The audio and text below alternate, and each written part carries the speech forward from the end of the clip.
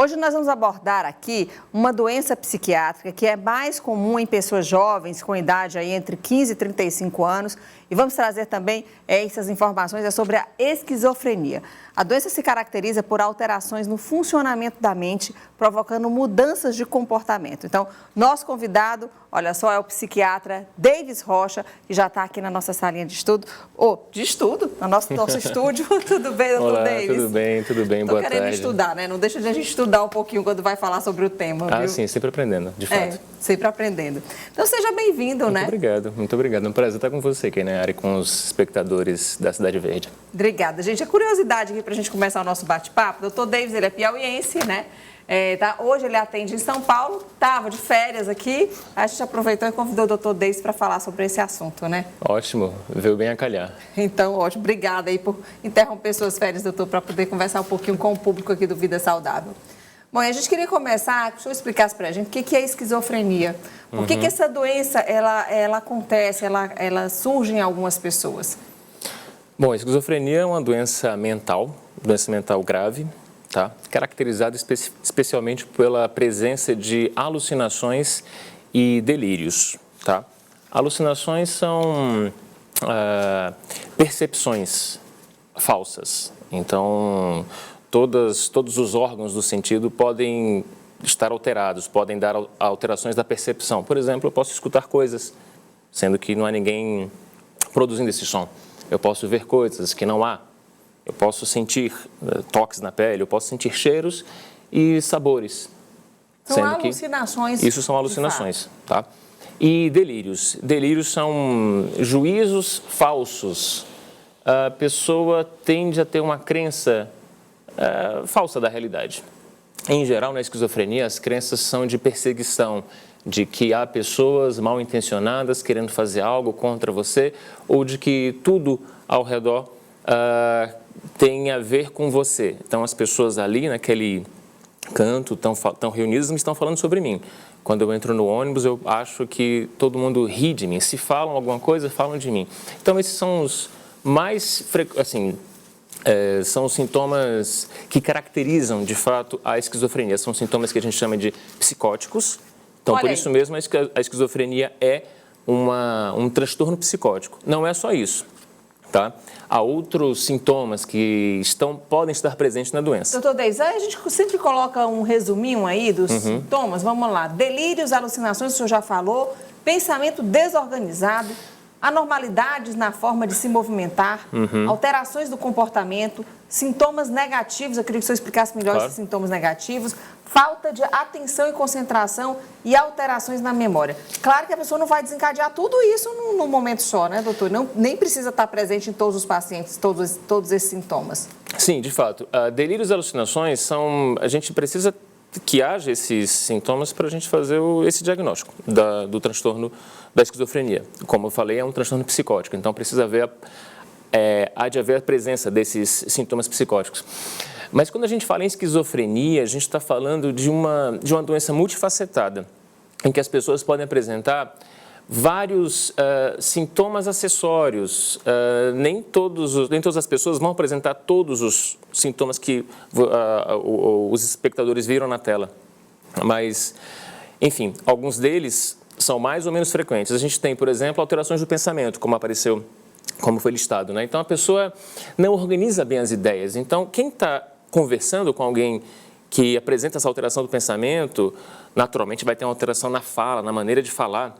E vai ser uma fala desordenada, uma fala pouco compreensível. As ideias se alternam de uma maneira... Uma mistura de ideias, um pensamento basicamente isso. Exatamente. Nunca chegar ao fim, nunca chegar à conclusão. Outros sintomas, por exemplo... Esses sintomas negativos, doutor? Então, sintomas negativos. Quando a pessoa pode já não ter mais os sintomas psicóticos, entende? Ela pode já não ter mais delírios e alucinações, seja porque tomou algum medicamento que sanou esse quadro, mas ela pode ter os sintomas negativos, que podem estar presentes tanto junto dos sintomas psicóticos, como depois, negativos porque são uma redução em relação ao que é esperado para a pessoa, uma redução de comportamento, a pessoa faz menos coisas, uma redução de pensamentos, a pessoa não tem uma produção mental muito grande.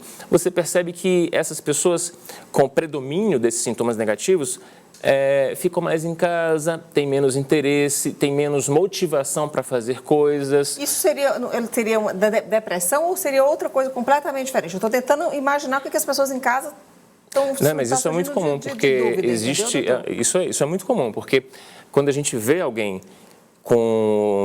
que fica a maior parte do tempo em casa, que conversa pouco com as pessoas, que interage pouco... de uma forma negativa, tudo está ruim, tudo vai mal. Mas essa é a questão. Em geral, nos sintomas negativos da esquizofrenia, esse lado de ver tudo ruim, isso não está presente. Por isso que é importante você conversar com a pessoa. O que está fazendo com que ela fique assim? Então, na depressão, é importante olhar para os sintomas psicológicos, não apenas o comportamento visível dela, mas o que ela está sentindo. Na depressão, a pessoa vai dizer, estou para baixo, eu estou desanimado, não tenho interesse em nada, estou muito triste. Não é o caso dos sintomas negativos. A pessoa, ela está afastada do convívio social, ela está isolada, tem pouco interesse, mas não tem... Pode até ter depressão, mas assim, a pessoa com esquizofrenia pode ter depressão. Mas nos sintomas negativos, não é disso que se trata. A pessoa, ela, por alguma alteração cerebral, é um transtorno mental, um transtorno do cérebro, a pessoa vai apresentar essa dificuldade de interação, essa dificuldade de ter interesse nas coisas. Motivação. Bom, gente, se vocês tiverem alguma dúvida, alguma pergunta aqui para fazer para o Dr. Davis, ele está aqui à nossa disposição, manda sua pergunta para a gente no nosso WhatsApp, tá bom? 869-9927-0783. E a gente já tem pergunta aqui para o Dr. Davis. Pode soltar a pergunta. Olha, a Francielene, né, do bairro Porto Alegre. Meu filho fez vários exames para tentar detectar algum tipo de psicológico, algum problema psicológico deve ser, mas não teve resultado de esquizofrenia. Mas tem a suspeita. O que eu faço? Olha, em geral, eu não sei exatamente que exames ela está se referindo. O diagnóstico de esquizofrenia a gente faz na clínica, né? A gente conversa com a pessoa, a gente vê o comportamento dela, a gente não precisa fazer, exames acessórios. Imagem, não, na psiquiatria a gente é na conversa, é na observação da pessoa que está diante da gente e, claro, nas informações... Da família. Dos familiares, dos amigos. Então, assim... Se você suspeita que ele possa ter, você não está satisfeita com esse resultado, não deu esquizofrenia, mas que é uma suspeita, então leva para um atendimento psiquiátrico, leva para um psiquiatra. Acho que qualquer psiquiatra, é a doença clássica da psiquiatria, a esquizofrenia. Não é difícil fazer o diagnóstico de esquizofrenia? Olha, em geral, quando a pessoa está no surto, né, que quando esses sintomas psicóticos, delírios, alucinações estão presentes, eles dominam o comportamento da pessoa. Então, você imagina alguém que está ouvindo vozes. Então, eu não consigo conversar com você porque eu estou ouvindo aqui uma voz. E a voz pode estar me dizendo o quê? Olha, Nayara quer fazer algum mal para mim, né? Eu vou estar emocionalmente envolvido com isso, eu vou acreditar. Então, todas as pessoas aqui da produção estão falando de mim, estão querendo fazer coisas contra mim. Eu vou ter muito medo disso, acho que eu não vou nem querer sair de casa. Muitas vezes as pessoas acham que vão ser perseguidas e que vão ser mortas, que podem ser, são alvo, seriam alvo... Contaminadas, algo desse tipo também, né? Contaminada aí talvez a gente tivesse mais a ver com sintomas de toque, transtorno obsessivo compulsivo, eu vou me contaminar, então qualquer zona aqui pode estar contaminada, então vou lavar minhas mãos sempre. Pode até ter na esquizofrenia, mas em geral não é um delírio de contaminação, é mais um delírio de perseguição. Estão fazendo coisas contra mim. Imagina como a vida dessa pessoa vai estar afetada. Medo, não vai querer sair de casa, Enfim, e se isso estiver acontecendo com seu filho, por exemplo, no caso de uma criança ou de um adolescente, será que ele vinha... Você pode até não perceber que ele está... Você pode ver que ele está recluso, talvez ele não fale necessariamente de... Ele não chegue ao ponto em que ele diga, ele manifeste a alteração do comportamento, porque pode estar em fase inicial, né? Ele pode ter... Será que estão falando de mim? Mas talvez não estejam falando. No surto, a pessoa não tem nenhuma dúvida de que estão falando sobre ele. Então é importante que ela ouça uma outra opinião e procure um outro... E talvez perceba se ele vem tendo alguma dificuldade, se ele era uma pessoa comunicativa com os amigos e ele deixou de sê-lo. Ou então, se nos estudos, se ele vinha bem e as notas começaram a cair, o que diziam os professores dele? Eu entendi que é um adolescente, uma criança, né? Criança. Agora, doutor, por que a pessoa tem a esquizofrenia? É um problema genético? Da onde vem, da onde se desencadeia isso? E a esquizofrenia, ela pode surgir na infância ou geralmente ela surge na adolescência para a vida adulta? Ela pode surgir começar pelo fim, tá? Pode surgir em qualquer idade, tá? Crianças podem ter esquizofrenia, pessoas mais velhas podem ter esquizofrenia. Claro que é mais comum, na verdade, que haja como você falou, sabe, no fim da adolescência, no começo da idade adulta. 15 a 35 anos seria essa faixa? Exatamente, entre 20 e 30 anos, um pouco mais cedo em homens do que em mulheres. Enfim, essa é a maior prevalência, mas ela pode atingir todas as faixas etárias. O que causa a esquizofrenia? A gente não sabe ainda. O que se sabe é que há uma série de alterações genéticas, mutações genéticas que têm sido investigadas. Até hoje a gente não sabe exatamente o que está alterado? Já se sabe que há cromossomos alterados, há mutações identificadas em muitos casos de esquizofrenia. E o que se entende hoje é que a esquizofrenia, a manifestação da esquizofrenia seria a combinação de uma suscetibilidade genética, esse nome é difícil, né? Que é uma pessoa que tem uma maior... propensa. Ela é mais propensa, digamos, ela tem uma propensão genética, até um determinado problema, no caso da esquizofrenia.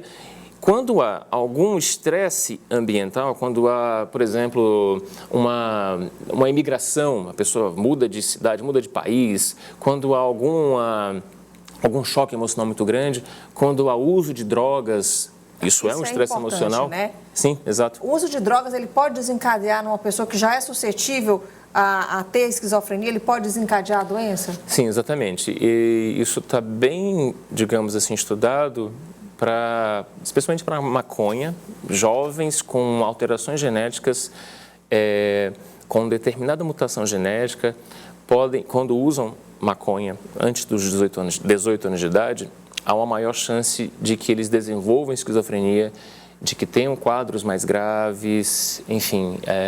Então, a gente não tem um teste hoje para a população que diga, olha, um teste genético de screening para a população, né, de rastreio para a população que possa levar a identificar fatores de risco na população.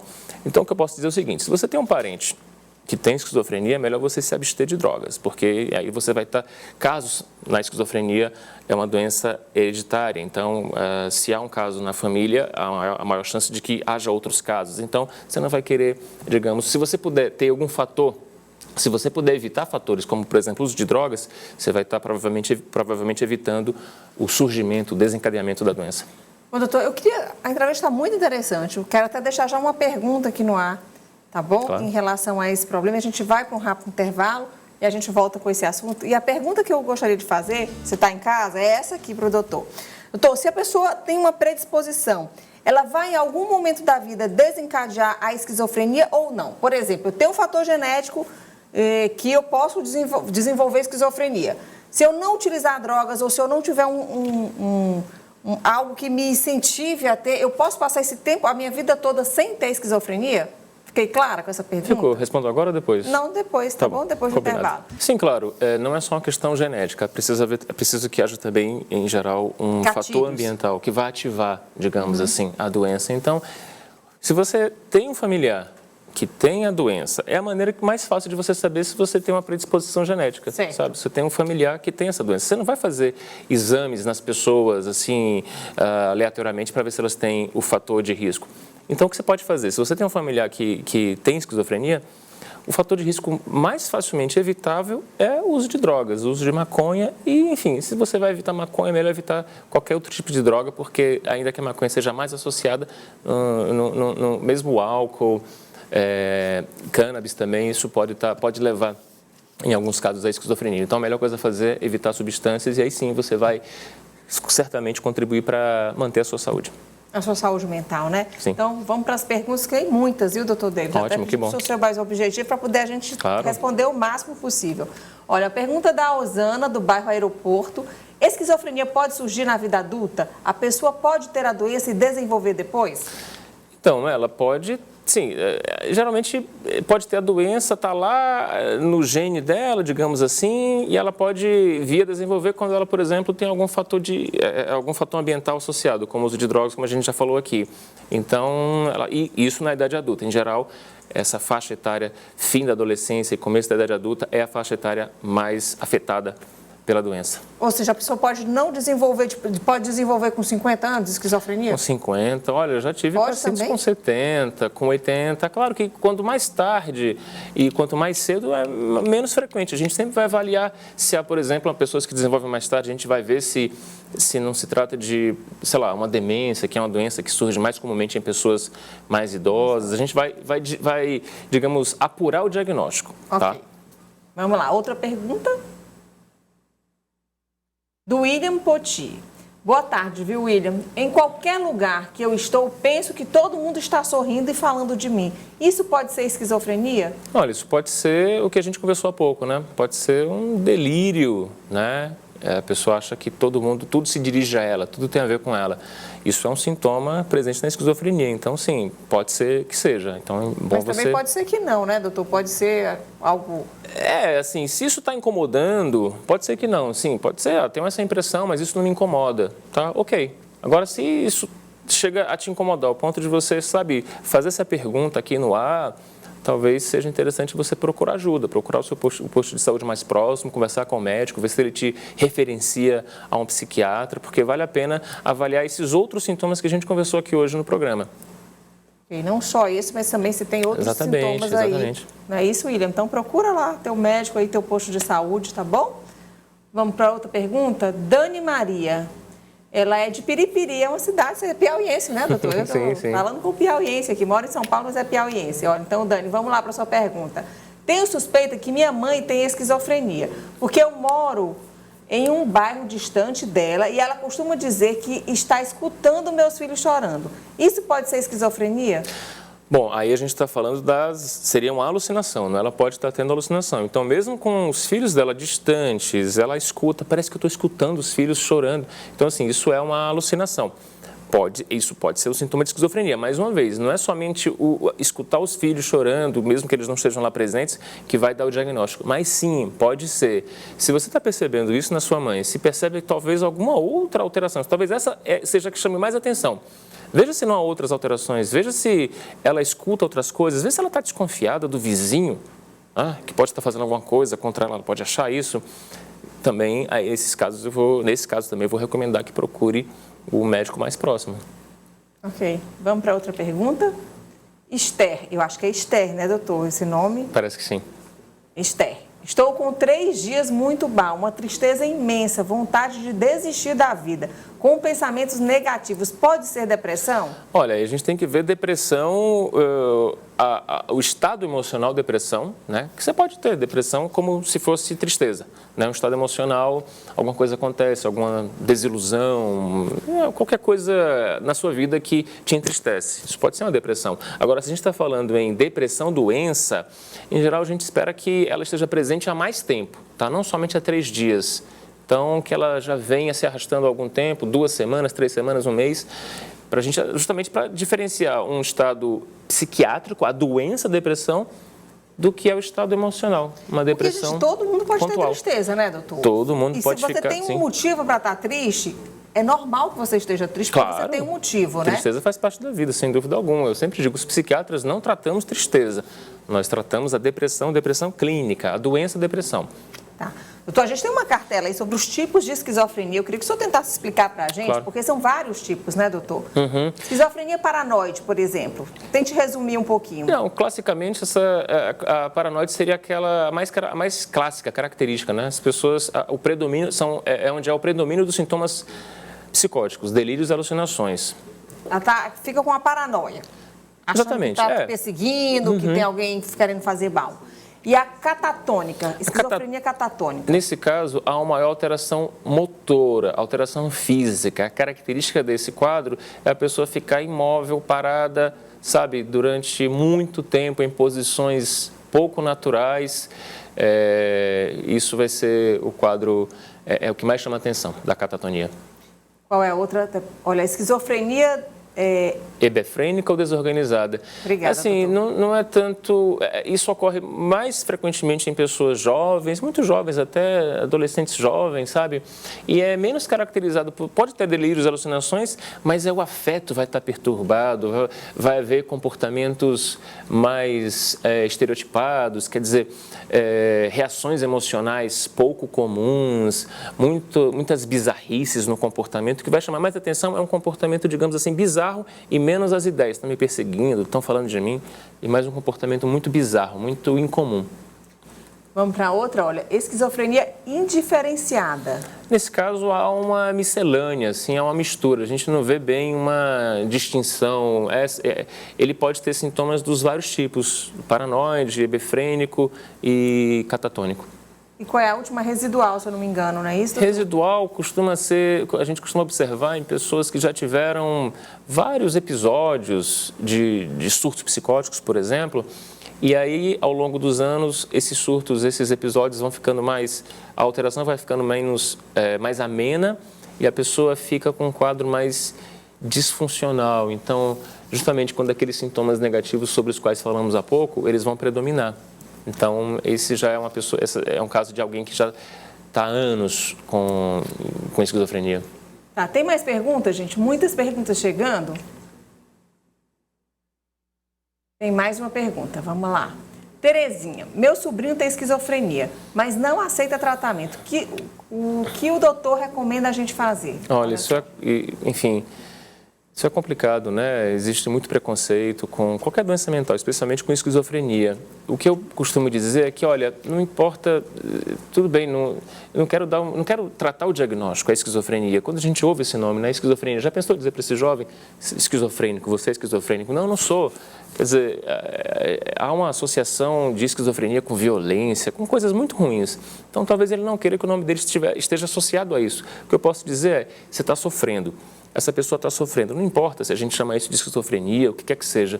A gente precisa aliviar o seu sofrimento. A gente precisa chegar a essa pessoa pela via do que ela está sofrendo. Não importa, sabe? Importa para a gente, importa para você saber o nome da doença, o diagnóstico, mas para ele, para quem está sofrendo, o que importa é que há maneiras de te aliviar o seu sofrimento.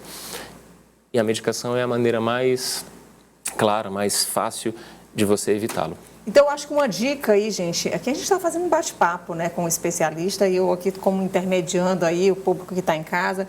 Acho que uma dica, doutor, eu queria saber se o senhor pode validar isso, seria, não, a gente não vai tratar a esquizofrenia, a gente vai tratar o que você está sentindo. Você está sentindo uma angústia, você está sentindo essa alucinação, essa voz que está falando com você. Uhum. Então, tentar tratar esses sintomas, é isso, doutor? E evitar falar esse nome de esquizofrenia? Assim, eu procuro abordar dessa forma meus pacientes, né? Eu trato o seu sofrimento. Seu sofrimento é isso. Você está achando que as pessoas falam de você. Você deve estar sofrendo muito, porque isso geralmente, né, provoca muito mal-estar. Você não vai sair à rua. Gosta de saber que as pessoas estão falando de você. Pois né? Você não vai querer sair à rua. Você provavelmente vai deixar de fazer um monte de coisa muito bacana. Sei lá, de ver os amigos, enfim, de estudar, de ir para a escola, de ir para o trabalho, porque você vai estar pensando que está todo mundo te perseguindo. Então, assim, é isso, olha, eu quero te devolver a uma vida satisfatória. E essa medicação vai servir para que você chegue lá. Então, é pela via do sofrimento. Como você falou, abordando a dor do paciente, exatamente. Doutor, tem mais perguntas, gente. Olha só, uma chuva de perguntas aqui. Edivaldo, do bairro de Fátima. Gostaria de saber se tem diferença entre esquizofrenia e depressão. Não, sim, claro. Como eu falei, esquizofrenia é mais caracterizado por esse quadro diagnóstico sobre o qual estamos falando aqui. E a depressão, o que chama atenção é a tristeza. Uma tristeza patológica, uma tristeza que dura, não é uma tristeza porque aconteceu algo que não gostei. Essa é uma tristeza sem motivo ou ela pode ter motivo também, doutor? Então, ela pode ser até desencadeada por algum fator emocional de fato que houve, né? Uma separação, a saída dos filhos de casa. Uma morte. Exato, isso pode levar, exatamente. Então, isso pode ser ponto de ignição para um quadro depressivo, mas pode ser que não haja isso, pode ser que não haja nenhuma, a gente pesquise e verifique que não haja motivo porque tristeza pode ter motivo, a tristeza, o quadro emocional, a depressão, muitas vezes não tem motivo. E é por isso que é uma doença, né? Porque se houvesse motivo, em geral, a gente até tenderia a justificar o quadro, né? Então, nem sempre tem um motivo. Para a gente encerrar, tem cura de esquizofrenia? Não cura, a gente não fala em cura, a gente fala em controle. Então, assim, você tomando a medicação de maneira apropriada, você vai estar prevenindo episódios psicóticos e vai estar, assim, tendo maior chance de levar a vida normal, uma vida normal.